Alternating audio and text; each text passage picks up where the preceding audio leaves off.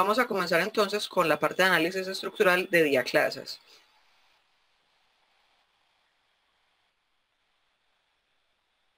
Entonces recordemos, las fracturas son discontinuidades de tipo planar o subplanares que se forman cuando la roca supera su límite de elasticidad, como consecuencia de la aplicación del esfuerzo.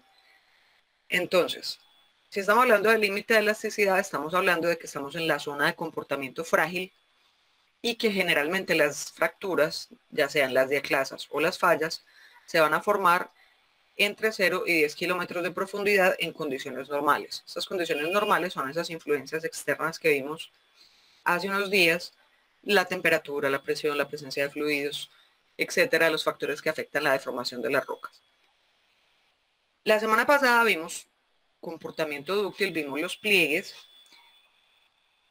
y ahorita ya nos estamos moviendo para la zona frágil. Recuerden que, lo que les decía ahorita, en la zona de transición, en esta zonita localizada en condiciones normales, entre 10 y 15 kilómetros, podemos encontrar los dos tipos de estructuras, es decir, fracturas, rocas que responden de una manera frágil o que tienen un comportamiento elástico, y también podemos encontrar pliegues, que son estructuras que resultan de la respuesta de la roca de forma dúctil o de forma plástica. Entonces aquí pues vamos a encontrar siempre pues la zona como de mix de estructuras.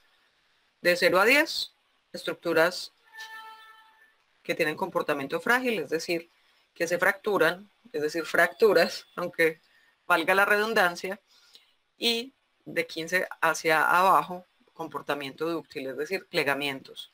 Y en la zona de transición de 10 a 15, ambos tipos de estructuras son perfectamente posibles. Vamos a comenzar con las diaclasas entonces.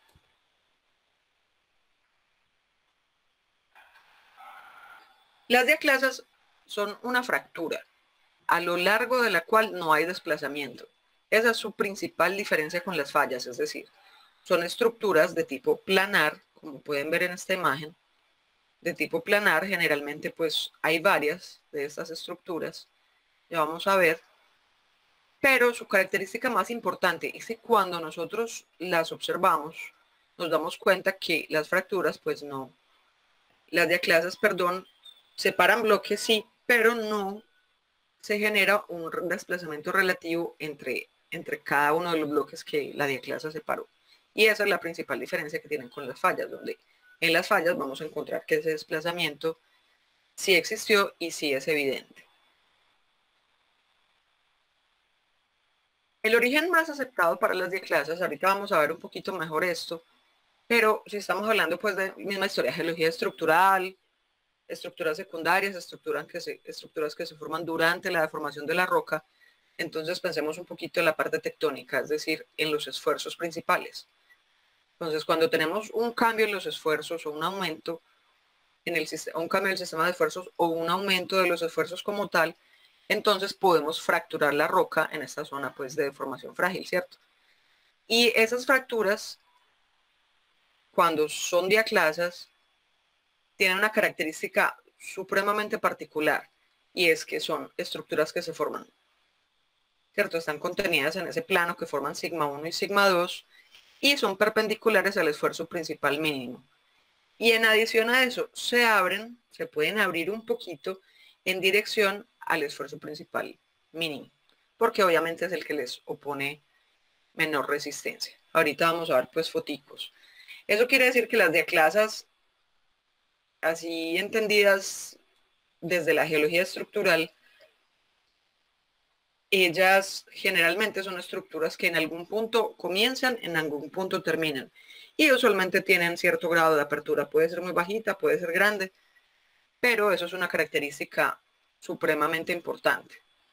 Vamos a ver un poquito como de los términos. En 1 o 2 semanas que veamos la descripción en campo, pues vamos a ver un poquito más con más detalle todas estas cosas.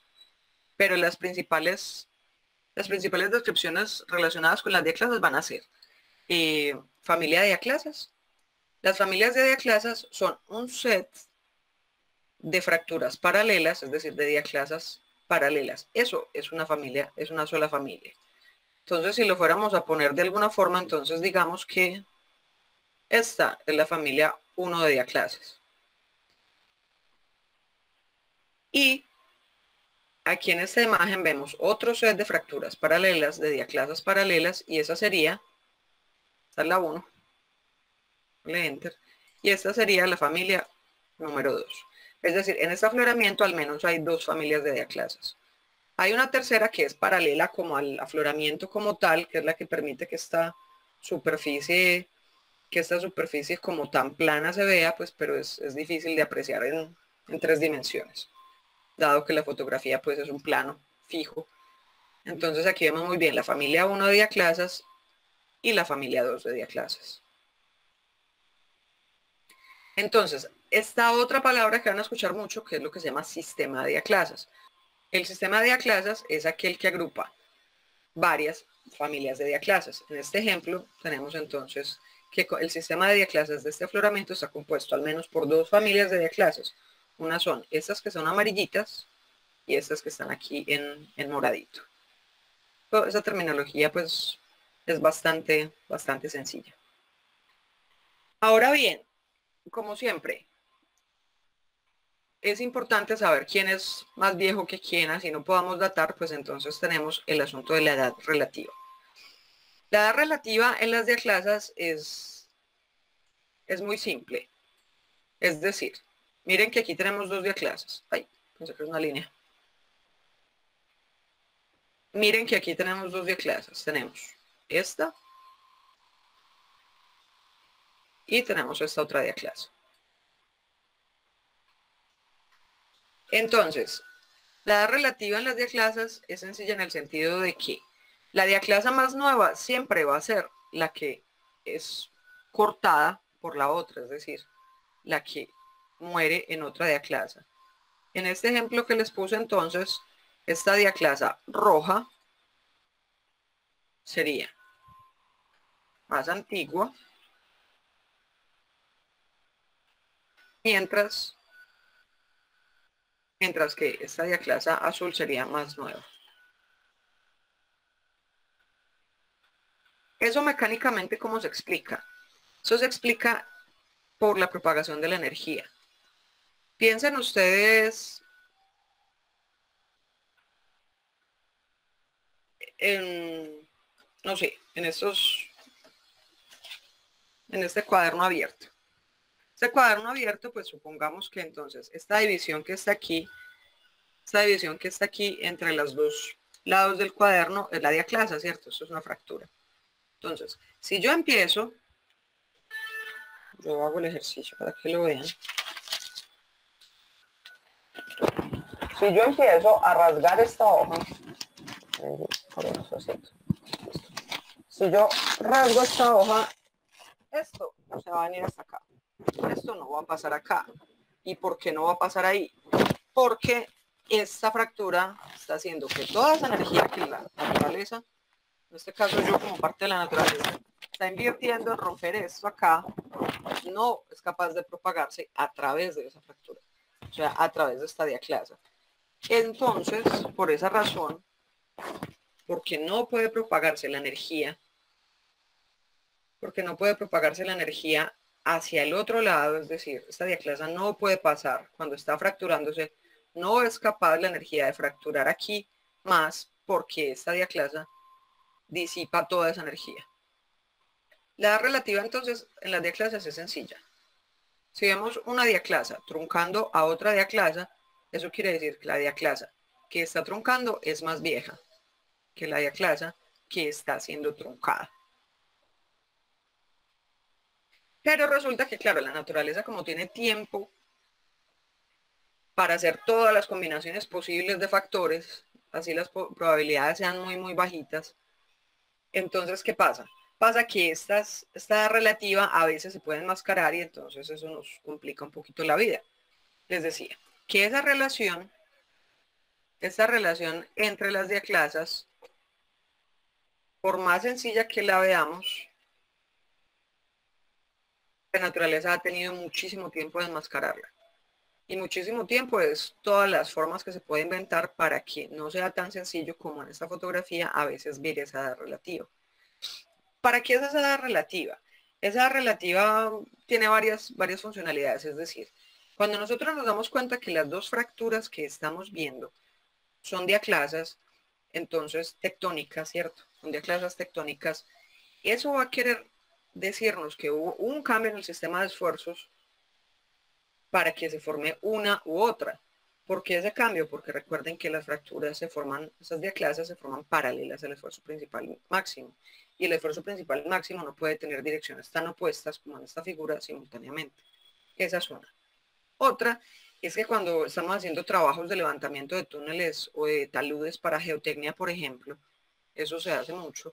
Esa relación es importante, primero pues porque sabemos que la continuidad de las fracturas de unas u otras no es tan alta, ¿cierto? De alguna familia de clases respecto a otra familia de clases. Y también nos permite saber cuáles de estas forman cuñas que después puedan desprenderse, que representen pues algún peligro para la obra o para las personas que trabajan en ella o que después la van a usar, ya sea un túnel vial, ya sea una carretera, en fin. Un buen ejemplo de esa situación donde es complicado en parte ver es este afloramiento, ¿cierto? En este afloramiento, pues uno ve que ambas estructuras se cruzan. Y ahí es difícil, uno ya después busca bien y mira pues cuál podría ser más nueva, pero a primera vista, cuando vemos que se cruzan, ahí es difícil. Y entonces si yo les estoy diciendo que es que una fractura, una diaclasa, no se puede propagar la energía al otro lado, entonces ¿cómo hacemos para tener cosas de este estilo, cierto? Entonces los geólogos obviamente pues han encontrado algunas explicaciones para esta situación. Uno es, listo, se formó la familia de diaclasas 1, sin ningún problema. Pero después resulta que esta familia de diaclasas se rellena. Y cuando se rellena con algún mineral que sea bastante duro, como el sílice por ejemplo, entonces eso hace que el contraste que hay entre la fractura como tal y la roca que está fracturada por las diaclasas no sea muy alto. Eso haciendo que cuando llegue, cambie el sistema de esfuerzos y empiece a formarse otra familia de diaclasas, como no encuentra ningún contraste acá y no encuentra dónde disipar la energía, pues él simplemente va a fracturar derechito. Y esa es una posibilidad. Y después, maravillosamente, se lava ese relleno y vemos dos sets de fracturas que no están rellenas, cortándose unas con otras. Y ahí es supremamente difícil encontrar esa relación. Otra opción para que esto se pueda enmascarar en la naturaleza. Listo. Tengo mi primera fractura. Tengo mi primera familia de diaclasas orientadas en esa dirección. Después llega y se forma la familia 2. Esa familia 2, si todas son diaclasas tectónicas, se va a formar entonces cuando hubo un cambio en el sistema de esfuerzos. Y la naturaleza lo que hizo después es que siguió formando la familia 2 y coincidencialmente, así como por pura casualidad, pues la puso al frente de la otra. No es que esta se haya propagado cuando se formó, sino que la otra lo que hizo fue venir desde acá, desde este otro lado, y formarse hasta acá. Pero empatan perfecto y obviamente la dirección va a ser la misma porque son formadas bajo el mismo sistema de esfuerzos. Entonces esa es otra opción que podemos tener en la que se nos enmascara esa relación, de edades. Y la tercera opción es simplemente que no estemos viendo bien, es decir, que por el tamaño del afloramiento, y eso nadie culpa a nadie de que eso suceda, porque está erosionado, porque es una mata de monte, por cualquier otra razón, solo vemos este pedacito. Entonces decimos, ah, ve, qué tan chévere, esto es una familia de aclasa, ¿cierto?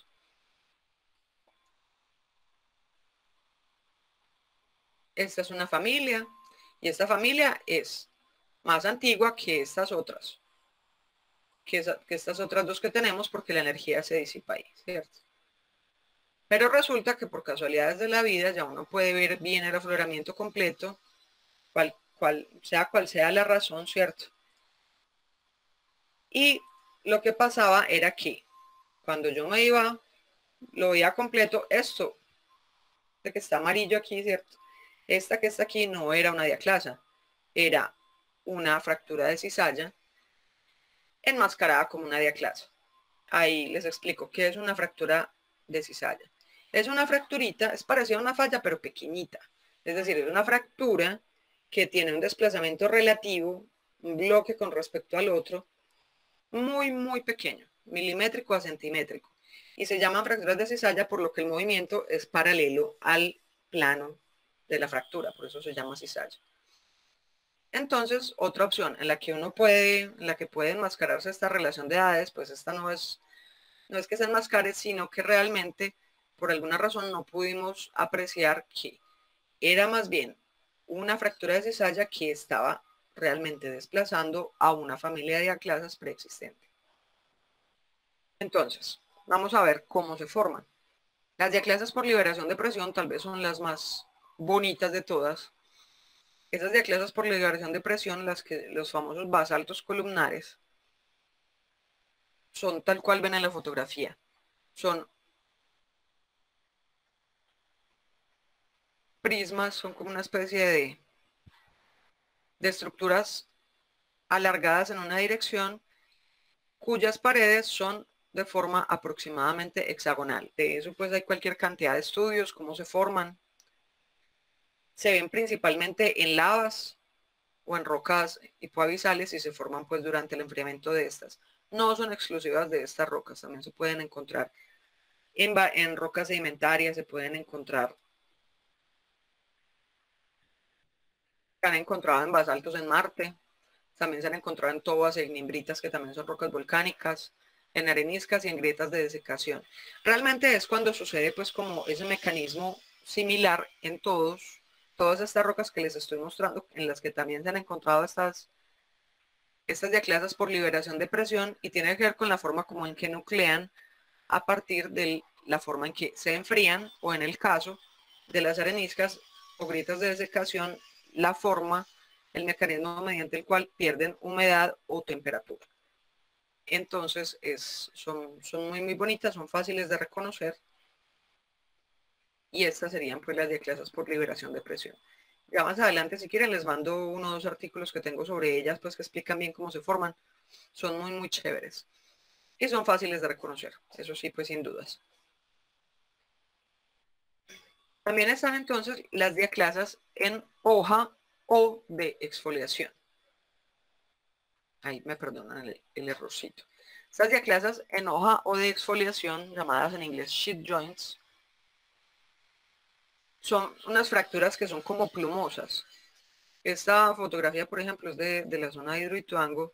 Si ustedes ven aquí, miren lo que hace la fractura. Ahí mal dibujada, pues, pero es algo así. Y hacen como una especie de plumita, ¿cierto? Entonces, estas diaclasas de exfoliación tienden a ser paralelas a la topografía y se dan por un cambio de esfuerzos local en el sistema de esfuerzos cuando la roca se está exhumando.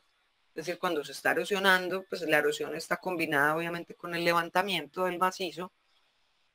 Entonces, ese cambio en los esfuerzos, o sea, a medida que yo estoy levantando, ¿cierto? También estoy perdiendo toda esa presión litostática. Eso va haciendo que el esfuerzo principal, que antes era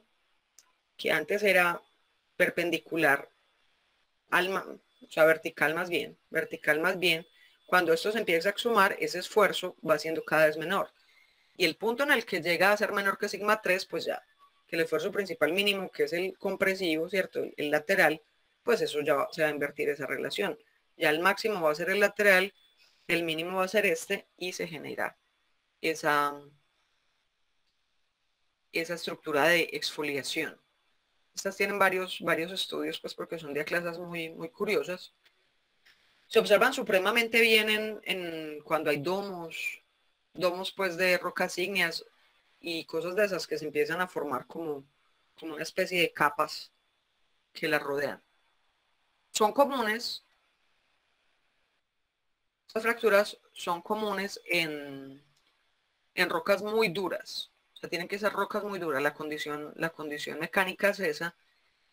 y estas rocas pues van a ser entonces granitos pues o intrusivos. En gneisses también se observan. Esto de hecho pues que ustedes vieron acá está súper meteorizado, pero son gneisses. En areniscas bastante duras, o sea, yo me imagino que tienen que tener un cementante silicio bastante, en un porcentaje bastante alto que les haga pues supremamente duras, o también pues que hayan sido calentadas de alguna forma por algún efecto térmico. También en rocas máficas intrusivas, pues tipo dioritas, cosas de ese estilo, y en mármoles también se han observado. Entonces ya tenemos las de liberación de presión y las de exfoliación. Las que siguen son unas pues que un mecanismo de la naturaleza que los petroleros usan mucho, que son las diaclasas por fracturamiento hidráulico. ¿Qué es lo que pasa? Cuando tenemos una presión de fluido supremamente alta, llega un punto, ya sabemos pues que los fluidos en general pues son incompresibles, ¿cierto? Sobre todo que en estas, dentro de la naturaleza, pues dentro de las rocas, que es agua enriquecida en iones, que se considera, incompresible generalmente. Entonces, ¿qué va a pasar? Pasa que toda esta presión de fluido, la única opción que tiene, cuando el fluido no puede escapar, la única opción que tiene la roca es fracturarse. ¿Para qué? Pues durante esa fractura, para que cuando incremente esa permeabilidad secundaria, los fluidos puedan entrar ahí y ya empezar a alcanzar una condición más equilibrada. Entonces, ¿qué tienen como así de característico las clases por fracturamiento hidráulico? Lo que tienen es que se forman en cualquier dirección. Se pueden formar en cualquier dirección en la que la roca se haya podido fracturar, y obviamente van a rellenar y luego van a hacer cosas pues como las que están viendo en la fotografía. Eso se llama un stockwork y son bastante importantes para la exploración mineral, porque pues si estas vetillas que están ustedes viendo acá, que están rellenando, estuvieran enriquecidas con algún mineral tipo oro, plata, en fin, estas zonas donde el fracturamiento hidráulico fue tan alto, donde formamos estos stockworks, obviamente son zonas pues que van a tener un enriquecimiento supremamente alto en minerales. Les decía que esto los petroleros lo usan mucho porque eso es uno de los mecanismos que hay para la extracción de petróleo. Inyectar agua a altísima presión para fracturar el macizo, mejorar la permeabilidad secundaria y así pues mejorar el flujo del hidrocarburo hacia el pozo, en el pozo de producción pues. Y por último, ya las que les había explicado están las diaclasas, bueno, aquí está la figurita de esto, y por último están las diaclasas tectónicas. Las diaclasas tectónicas, lo que les decía, se forman paralelas al esfuerzo principal máximo, se abren en dirección del esfuerzo principal mínimo y tienden a abrirse y a cerrarse. Aquí es bastante difícil verlas de esta forma, es decir, que uno les vea principio y fin no es fácil, porque a veces pues hay diaclasas supremamente continuas, entonces pues rara vez uno las ve completas, pero una diaclase tectónica tal cual es eso que tienen aquí en la imagen. Es decir, sigma 1 y sigma 2 son las dos líneas que van a definir cuál es la dirección de la diaclase. Porque acuérdense pues que se necesitan dos líneas para hacer un plano, ¿cierto? Entonces sigma 1 y sigma 2 van a definir la diaclase. Y sigma 3 va a ser ortogonal a eso. Y en esa dirección es en la que se puede abrir. Entonces aquí es donde vamos a empezar. Obviamente pues ya vimos pliegues, vimos estructuras lineales y planares. Y aquí entonces vamos a empezar a ver cómo se nos empieza a mezclar toda la historia.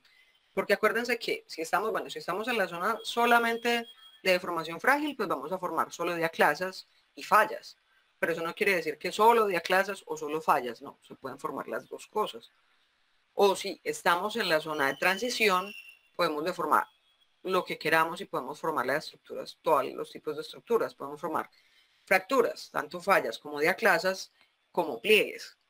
Entonces ahí obviamente es donde nosotros vamos a poder encontrar, y normalmente encontramos de todo un poquito en los afloramientos, ¿cierto? Encontramos pliegues fallados, encontramos pliegues con fracturas, pues con fracturas que se formaron simultáneamente me refiero, y también encontramos pues a todo el mundo juntico.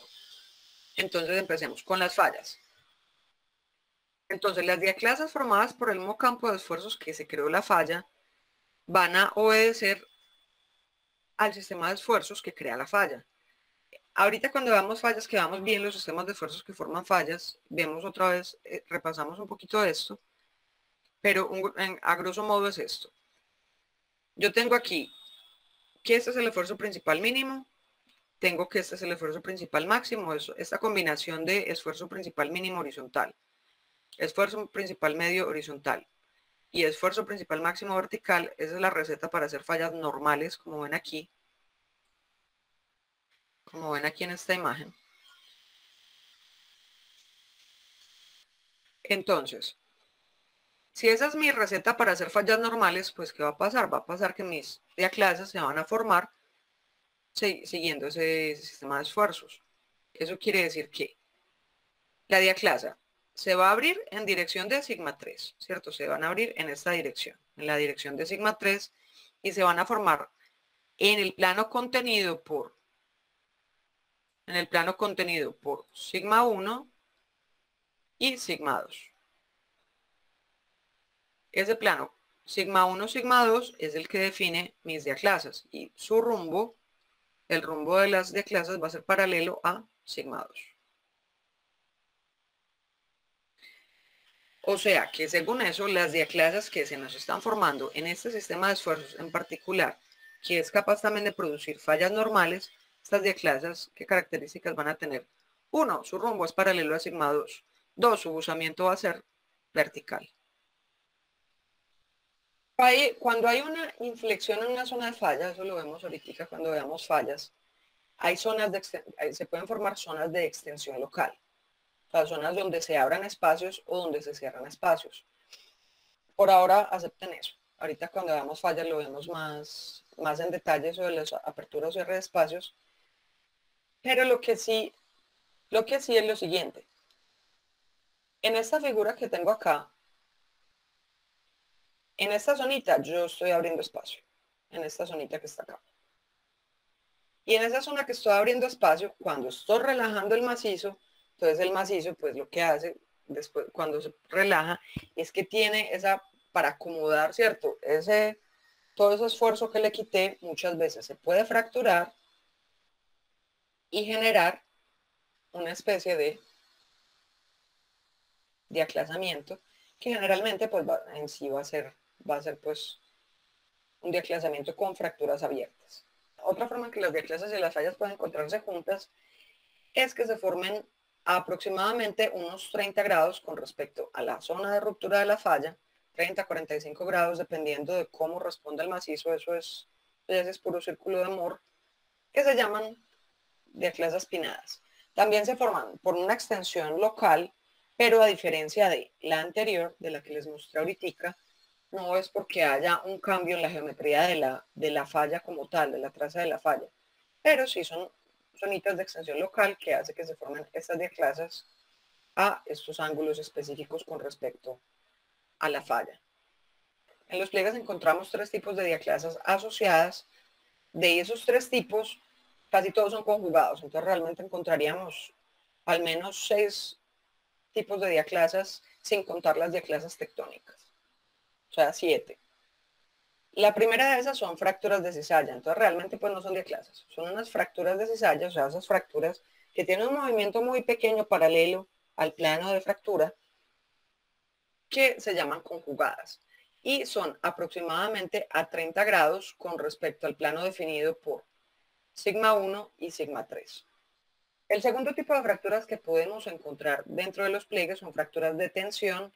¿En dónde se están tensionando los pliegues? Lo hemos visto en la zona de la cresta. Entonces, como yo sometí, acuérdense de la cinemática del plegamiento, como yo sometí estas fracturas, perdón, este pliegue a tensión en la zona de la cresta, porque estoy jalando, ¿cierto? Estoy jalando toda esta zona de aquí de arriba. Entonces, muchas veces el material no va a estirar más. Acuérdense de los elastoplásticos. Él se estira hasta donde más pueda. Llega un punto en que él no se va a estirar más y lo que va a hacer es que se va a fracturar.